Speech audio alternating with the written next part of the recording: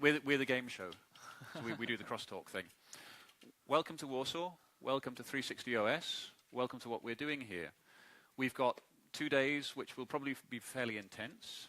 And what we're hoping to do is to pass on to you guys the skills that we have and have learned so that you can all do what we do so we can retire to the Bahamas.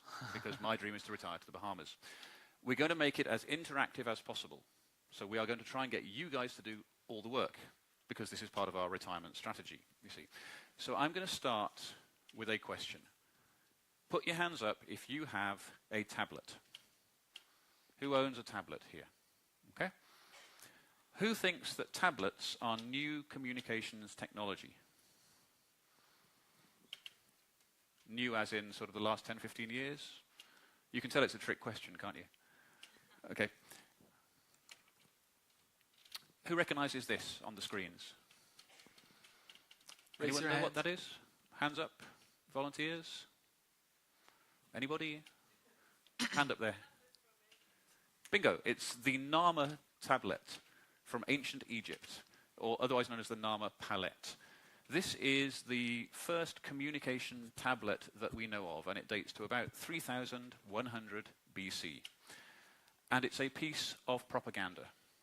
It's a piece of propaganda which shows you, allegedly, the moment that the first rightful king of Egypt, who was the son of the gods, unified the whole country. Put your hand up if you think that is a propaganda message. Yeah. Yeah. So the first propaganda tablet was 5,000 years old.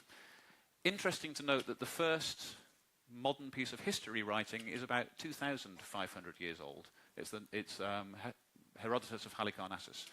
So you can actually make a solid case that propaganda is twice as old as history. But a lot of things have really changed since.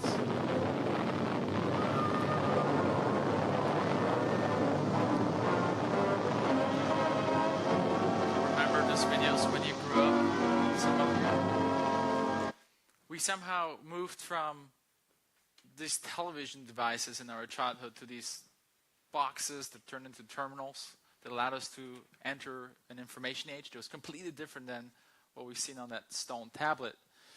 But really, we aren't there anymore. We aren't really in the information age anymore where we go to a terminal or we look at the screen and we try to absorb as much information as possible, trying to really differentiate which narrative might be right and which one might be wrong.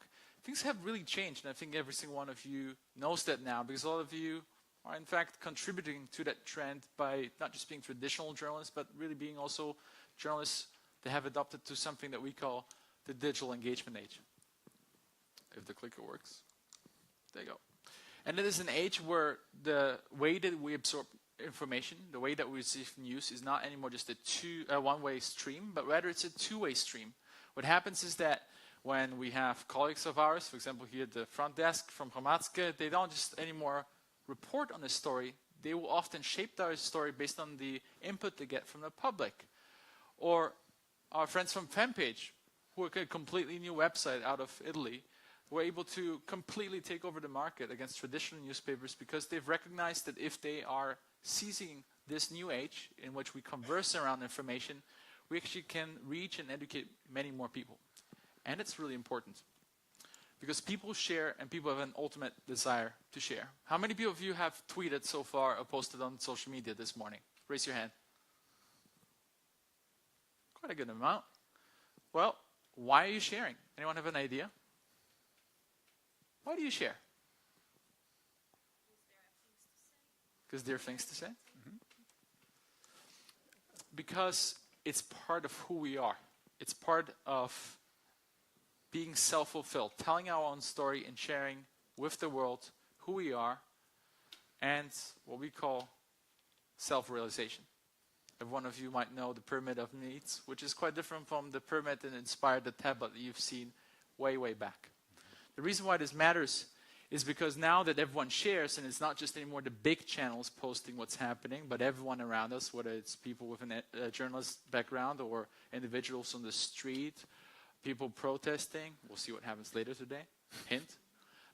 What we end up having is that there's these messages that are coming out, digital breadcrumbs, that we don't just see one of them, but we see so many of them. It's confusing. It's much harder now to absorb information than before because there's just so much of it. And in fact, does anyone have an idea how big the internet is? How big is the internet? Anyone? Christian, you're usually the smartest guy in the room. How big is the internet? Too big. So this is an outdated number. We got it from Wired magazine last year. And it was 4. 4 zettabytes of data was the size of the known internet. And that's a lot of information. So if you start on Wikipedia in the morning, I'm sure you're never going to get to the end of it. And that matters because we have to move away from just absorbing information to learning how to differentiate how we find the right information. So how do we look at one of these messages and we figure out that one of them is a genuine message, one that we can trust, one that we can engage around? And how can we get to the point where we recognize it is a not genuine message, it is fake news, it's alternative facts, it's disinformation. And that's what we really want to do today. We want to walk you guys through that process. We're going to identify stuff, we're going to verify stuff, and then we'll amplify it and tell the world about it. And not just from what we see between ourselves, but also how it fits into the bigger picture, the things around us, and the bigger picture all around the world. Because in the end, it's not just one phone that we communicate from, but it's an entire networks of communicators. And with that, let's go and have fun and start with verification and hand over to our good friend Elliot Higgins from Bellingcat.